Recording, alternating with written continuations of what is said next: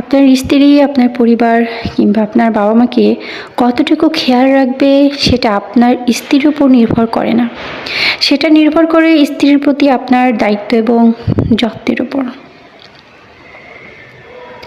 আপনি আপনার স্ত্রীকে যতটুকু সম্মান দিবেন, যতটা কেয়ার করবেন এবং আপনার পরিবারের তার গ্রহণযোগ্যতা যেমনভাবে তৈরি করবেন, সেই অনুসারেই আপনি ফিডব্যাক পাবেন।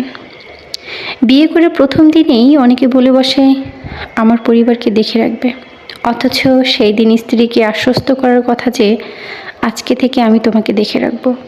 কারণ স্ত্রী সেই পরিবেশে এতগুলো মানুষের মধ্যে একদম নতুন। আগে তাকে কেয়ার করে সম্মান দিয়ে ফিল করাতে হবে আপনি এবং এই পরিবার তার জন্য পারফেক্ট।